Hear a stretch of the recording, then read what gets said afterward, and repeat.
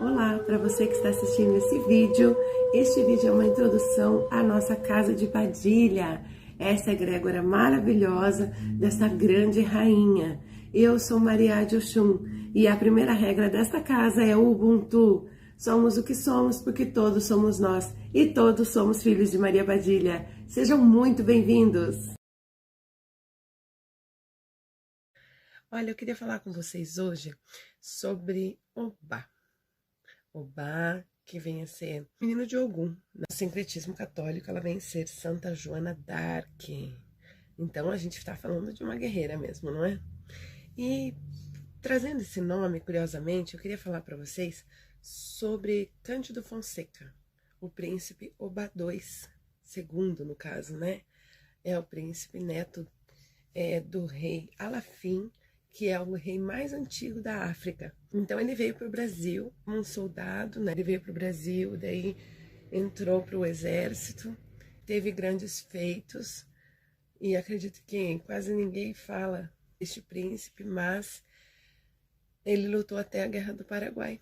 Então, por ter captado vários negros, e não só negros, né, mas para o exército, e estrategicamente conseguir fazer um feito muito grande durante as guerras. Então ele foi reconhecido pelo governo e conseguiu, então, com o tempo, instituir um jornal, teve a liberdade de fazer um jornal, e trabalhando ali também nas questões políticas e sociais. Dentro disso, também foi ele que instituiu o Iorubá como língua oficial aqui no Brasil. Então, assim, porque o Iorubá, ele vem da nossa raiz africana, mas era naquela época como uma conversa falada entre eles, vamos dizer assim. E esse príncipe conseguiu também, como se fosse porta-voz entre a nação dos negros e os príncipes no governo, o que era uma coisa muito importante na época e impossível de se conquistar. Então, uma curiosidade que eles chamavam Obá, né? E para que vocês conheçam um pouco mais dessa história que é tão importante. Estava assistindo um filme, um desenho, na verdade, infantil.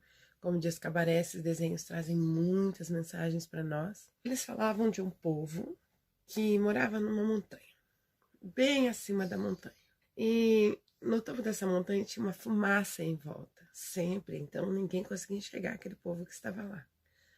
E claro que o objetivo era escondê-los. Quando eles, num momento lá que aquela fumaça deu uma cedida, então um avião com humanos caiu lá, porque eles não eram humanos.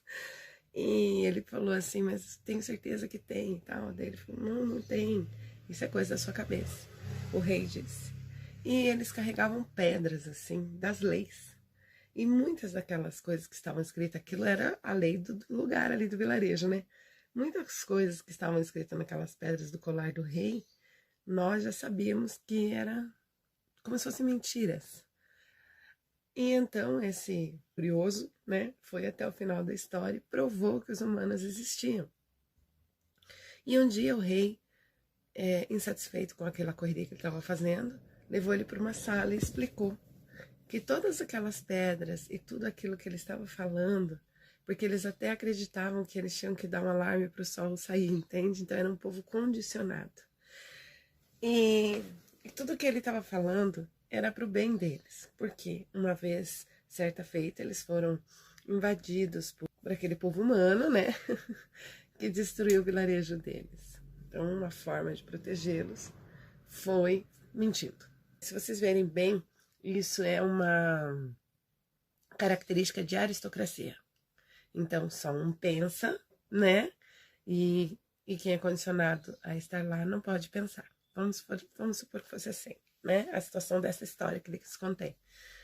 E muito tempo as pessoas viveram assim, condicionadas em aristocracia.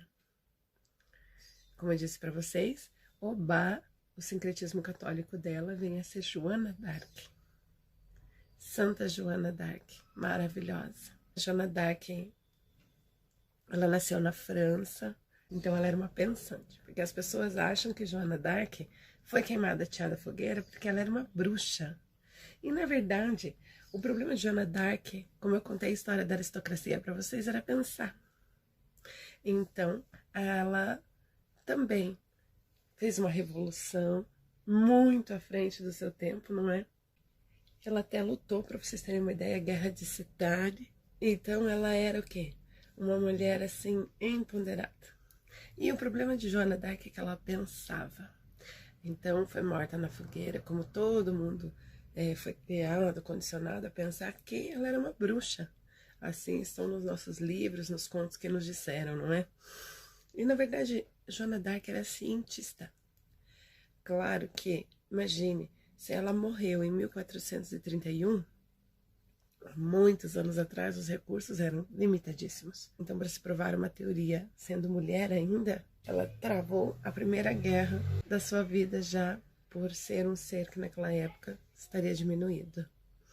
E então ela conseguiu estar nas faculdades, que eram aquelas grandes salas que tinham os pensadores, né, que eles falavam naquela época.